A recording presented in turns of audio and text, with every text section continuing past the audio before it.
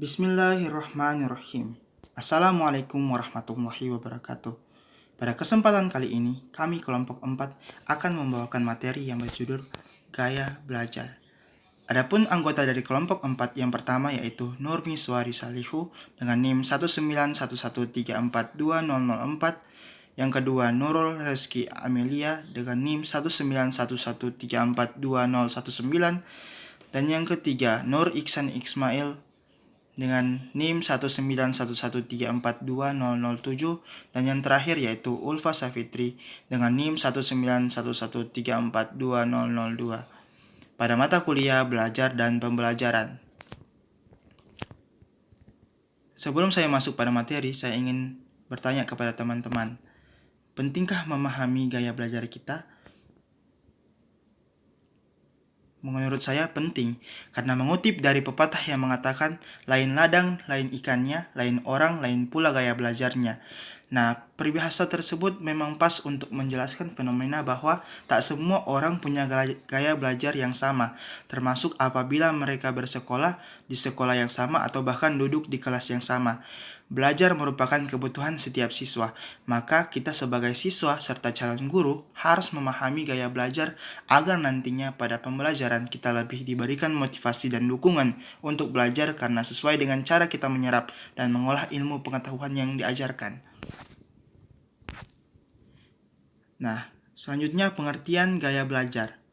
Yang pertama itu menurut De Porter dan Hernaki. Mereka berpendapat bahwa gaya belajar merupakan suatu kombinasi dari bagaimana ia menyerap dan kemudian mengatur serta mengolah informasi. Informasi yang dimaksud di sini merupakan ilmu pengetahuan. Nah, selanjutnya yaitu Fleming dan Mills. Menurut Fleming dan Mills, gaya belajar merupakan kecenderungan siswa untuk mengadaptasi strategi tertentu dalam belajarnya sebagai bentuk tanggung jawabnya untuk mendapatkan satu pendekatan belajar yang sesuai dengan tuntutan belajar di kelas atau sekolah maupun tuntutan dari mata pelajaran. Kemudian Willing mendefinisikan bahwa gaya belajar sebagai kebiasaan belajar yang disenangi oleh pembelajar, dan ini artinya bahwa gaya belajar tersebut itu merupakan suatu kebiasaan di mana jika kita senang belajar dengan cara begini, maka itu merupakan gaya belajar yang dimaksud oleh Willing. Kemudian Sukadi berpendapat bahwa gaya belajar yaitu kombinasi antara cara seseorang dalam menyerap pengetahuan dan cara mengolah informasi atau pengetahuan yang didapat. Sedangkan menurut S. Nasution, gaya belajar adalah cara yang konsisten yang dilakukan oleh seorang siswa dalam menangkap stimulus atau informasi, cara mengingat, berpikir, dan memecahkan soal.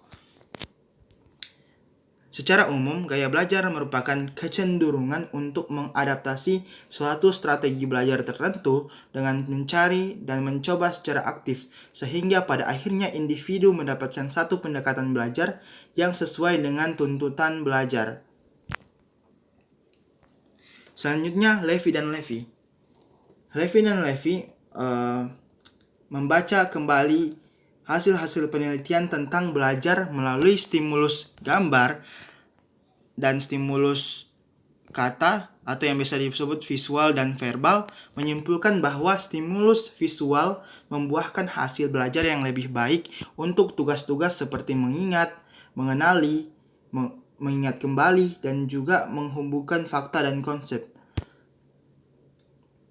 Adapun Bach dan Aksin itu memiliki pandangan yang searah dengan Levy dan Levy, di mana mereka berpendapat bahwa perbandingan memperoleh hasil belajar melalui indera pandang dan indera dengar sangat menonjol perbedaannya. Kurang lebih 90% dari hasil belajar seseorang diperoleh dari indera pandang atau visual, dan hanya sekitar 5% diperoleh melalui indera dengar, dan juga 5% lagi melalui kinestetik. Nah, adapun Dali juga searah pendapatnya dengan Levy dan Levy serta Bach dan Aksin, di mana dia berpendapat bahwa 75% pengetahuan itu didapat dari visual, 13% itu dari audio, dan 12% dari kinestetik.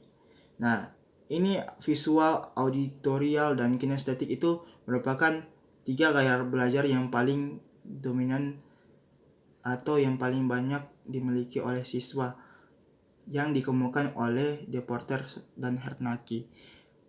Video-video berikut akan menjelaskan tentang masing-masing tentang visual, auditorial, dan juga kinestetik, bagaimana gaya belajarnya, karakteristik, dan macam-macam. Terima kasih.